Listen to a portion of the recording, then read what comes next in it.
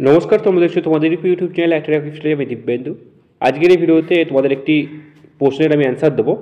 বারবারই এই প্রশ্নটা অনেকজনে আমাকে করে থাকো, ইউটিউব ফেসবুকে অনেকজনে করো, যে দাদা বাবার নামে থানাতে কোনোরূপ কেস থাকলে, অর্থাৎ থানায় যদি সেটা জমি সংক্রান্ত হোক বা অন্য কোনো মারপিট সংক্রান্ত হোক, কোনো খুন খারাপি সংক্রান্ত হোক, কোনো যদি কেস থাকে, তাহলে আমার এসএসসি-জিডির চাকরি পেতে কোনোরূপ সমস্যা হবে নাকি? তো এই ভিডিওতে আমি তোমাদেরকে এই কমেন্টের অ্যান্সার দেবো। হয়তো অনেকজনেরই কোয়ারি আছে বা অনেকজনের বাবার নামে ভুলবশত ফাঁসিয়ে দিয়েছে, এই উল্টোপাল্টা নামে মামলা করে দিয়েছে।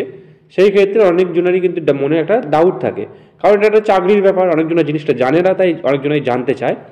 তো যারা জানতে চাও ভিডিওটা তাদের জন্য, আর যারা জানো তারা ভিডিওটাকে স্কিপ করতে পারো, কারণ এই ছোটোখাটো জিনিসগুলি অনেকজনের মনে কিন্তু ঘোরে। আর এই জিনিসগুলি আমরা চেষ্টা করব যে তোমাদের মনের ডাউটগুলোকে দূর করার।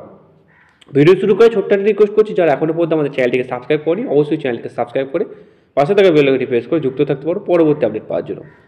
দেখো, এই যে এসএসসি-জিডির চাকরি, এটা কিন্তু করবে তুমি। তো তোমার বাবাও করবে না, তোমার মাও করবে না, তোমার ভাইও করবে না, তোমার দিদিও করবে না। অর্থাৎ তোমার নামে যদি কোনরূপ কেস না থাকে, তাহলে এসএসসি-জিডির চাকরি পেতে কোনরূপ সমস্যা হবে না। সেটা বাবার নামে থাকুক, সেটা মায়ের নামে থাকুক, সেটা তোমার ফ্যামিলির অন্য কারোর নামে যদি থানায় কেস থাকে, খুন খারাপির মধ্যে মার্ডারেরও কোনো কেস থাকে, কোনোরূপ কোনো প্রবলেম হবে না। কারণ তুমি কিছু করোনি, তোমার নামে যতক্ষণ না কেস থাকছে ততক্ষণ কিন্তু কিছু হবে না। এবার তোমার নামে যদি কেস থাকে, সেই ক্ষেত্রে তোমাকে কিন্তু জয়েনিংয়ের সময় প্রবলেম হতে পারে বা চাকরি পেতে তোমার কিছু সমস্যা হতে পারে। কিন্তু কিছু কিছু কন্ডিশনে কিন্তু ছাড় আছে। সব কন্ডিশনে, অর্থাৎ কিছু কিছু যে কেস আছে সেই কেসগুলোতেও এখানে চাকরি হয়ে যায়।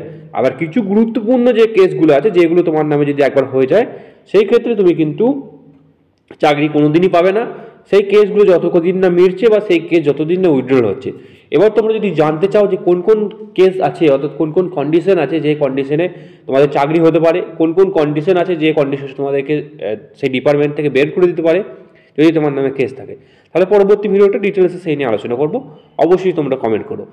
আজকের যে টপিক, যে বাবা মায়ের নামে যদি থানায় কোনোরূপ কেস থাকে, সেই ক্ষেত্রে তোমার চাকরি পেতে কোনোরূপ সমস্যা হবে না।